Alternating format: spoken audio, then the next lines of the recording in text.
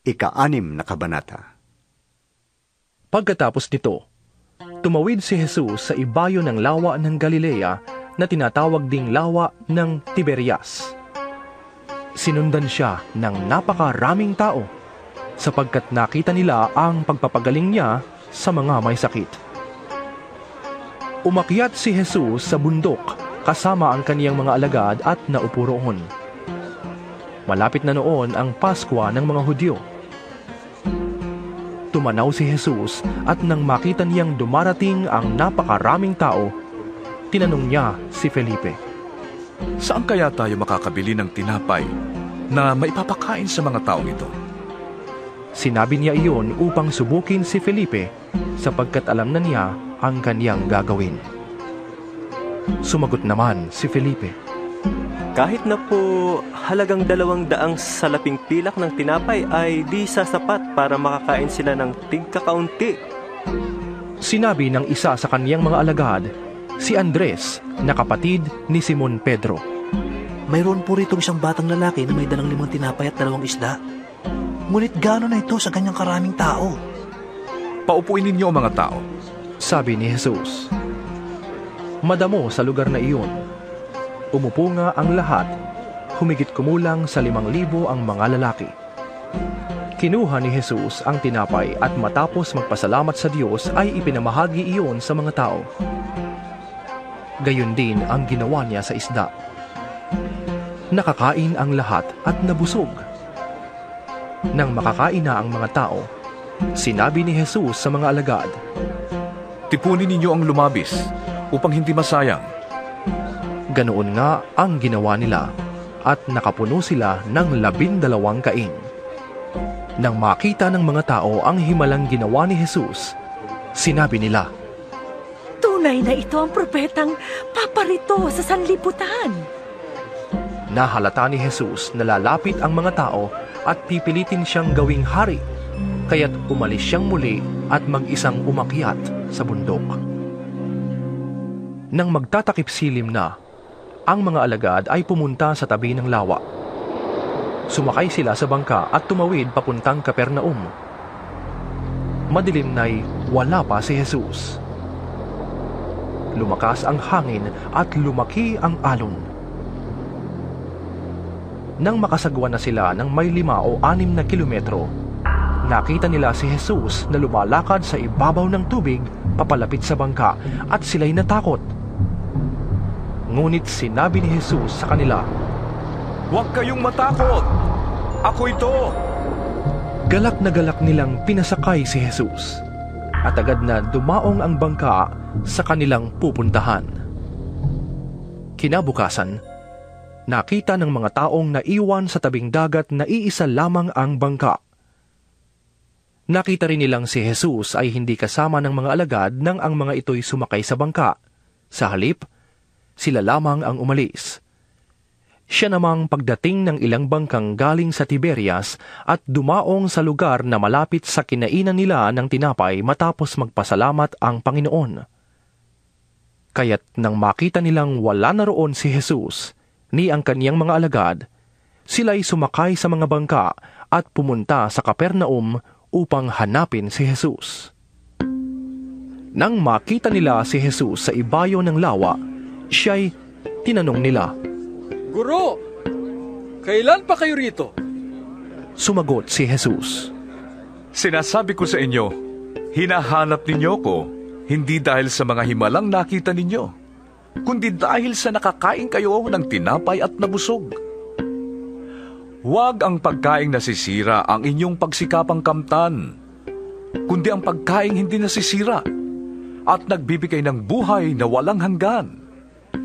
Yan ang ibibigay sa inyo ng Anak ng Tao, sapagkat siya ang binigyan ng Diyos Ama ng ganitong kapangyarihan." Kaya't siya'y tinanong nila, "Ano po ang dapat naming gawin upang aming matupad ang ipinagagawa ng Diyos?" Ito ang ipinapagawa sa inyo ng Diyos. Sumampalataya kayo sa sinugo niya. Tugon ni Jesus, "Ano pong himala ang maipapakita ninyo upang sumampalataya kami sa inyo? Ano pong inyong gagawin? Ang aming mga ninuno ay kumain ng mana sa ilang. Ayon sa nasusulat, sila'y binigyan ni Moises ng tinapay na galing sa langit. Wika nila. Sumagot si Jesus. Dapat ninyong malamang hindi si Moises ang nagbigay sa inyo ng tinapay na galing sa langit. Ang aking Ama ang nagbibigay sa inyo ng tinapay na galing sa langit. Sapagkat ang tinapay na galing sa Diyos ay ang bumaba mula sa langit at nagbibigay buhay sa sangkatauhan. Ginoo, Sabi nila. bigyan ninyo kaming lagi ng tinapay na ito. Ako ang tinapay na nagbibigay buhay. Sabi ni Jesus. Ang lumalapit sa akin ay hindi na magugutom. At ang nananalig sa akin ay hindi na mauuhaw kailanman. Ngunit sinabi ko na sa inyo, nakita na ninyo ko, ngunit hindi pa rin kayo nanalig sa akin. Lalapit sa akin ang lahat ng ibinibigay sa akin ng Ama, at hindi ko itataboy kailanman ang sinumang lumalapit sa akin. Ako'y bumaba mula sa langit, hindi upang gawin ang sarili kong kalooban, kundi ang kalooban niya na nagsugo sa akin. At ito ang kanyang kalooban, ang huwag kong hayaang mapahamak ang kahit isa sa mga ibinigay niya sa akin, kundi buhayin ko silang muli sa huling araw. Sapagkat ito ang kalooban ng aking Ama, na ang lahat ng makakilala at sumampalataya sa Anak ay magkaroon ng buhay na walang hanggan, at sila'y muli kong bubuhayin sa huling araw. Nagbulong-bulungan ang mga Hudyo dahil sa sinabi niya. Ako ang tinapay na bumaba mula sa langit. Sinabi nila. Ay, hindi ba ito si Jesus na anak ni Jose? Kilala natin ang kanyang ama't ina. Paano niya masasabi ngayong bumaba ako mula sa langit? Kaya't sinabi ni Jesus. Tigilan ninyo ang inyong bulong-bulungan. Wala makakalapit sa akin malibang akayin siya sa akin ng Ama na nagsugo sa akin. At ang lalapit sa akin ay muli kong bubuhayin sa huling araw. Nasusulat sa aklat ng mga propeta, at silang lahat ay tuturuan ng Diyos. Ang bawat nakikinig sa Ama at natututo sa Kanya ay lalapit sa akin. Hindi ito nangangahulugang may nakakita na sa Ama. Ang nagmula sa Diyos ang tanging nakakita sa Ama. Sinasabi ko sa inyo, ang sumasampalataya sa akin ay may buhay na walang hanggan. Ako ang tinapay na nagbibigay buhay. Kumain ng mana ang inyong mga ninuno nang sila'y nasa ilang, ngunit sila'y namatay. Narito ang tinapay na bumaba mula sa langit, upang ang sinumang kumain nito ay hindi na mamatay. Ako ang tinapay na nagbibigay buhay, na bumaba mula sa langit. Mabubuhay magpakailanman ang sinumang kumain ng tinapay na ito. At ang tinapay na ibibigay ko sa ikabubuhay ng sanlibutan ay ang aking laman. Dahil dito'y nagkaroon ng mainitang pagtatalo-talo ang mga Hudyo. Paano maibibigay sa atin ang taong itong kanyang laman upang makain natin? Sinabi ni Jesus.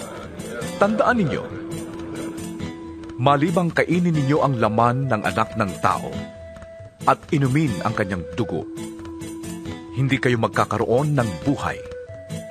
Ang kumakain ng aking laman at umiinom ng aking dugo ay may buhay na walang hanggan, at muli ko siyang bubuhayin sa huling araw.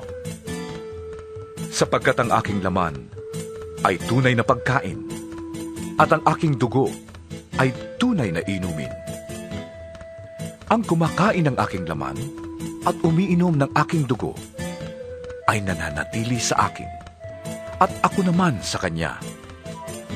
Buhay ang Amang nagsugo sa akin, at ako'y nabubuhay dahil sa kanya. Gayon din naman, ang sinumang kumain sa akin ay mabubuhay dahil sa akin. Ito ang tinapay na bumaba mula sa langit. Hindi ito katulad ng kinain ng inyong mga ninuno sa ilang. namatay sila kahit na kumain yon. Ang kumakain nito'y mabubuhay magpakailanman. Sinabi ito ni Jesus nang siya'y nagtuturo sa sinagoga sa Capernaum. Narinig ito ng kaniyang mga alagad at marami sa kanila ang nagsabi, Mabigat na pananalita ito. Sino ang makakatanggap nito?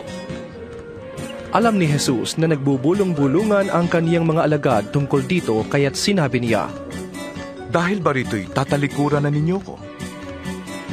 Gaano pa kaya kung makita ninyong umaakyat ang anak ng tao, papunta sa dati niyang kinaroroonan? Ang Espiritu ang nagbibigay buhay. Hindi ito magagawa ng tao. Ang mga salitang sinabi ko sa inyo ay Espiritu at buhay. Ngunit may ilan sa inyong hindi nananalig sa akin. Alam na ni Jesus buhat pa noong una kung sino-sino ang hindi mananalig sa Kanya at kung sino ang magkakanulo sa Kanya. Idinugtong pa niya, Yan ang dahilan kaya ko sinabi sa inyo na walang makakalapit sa akin, malibang ito'y loobin ng Ama.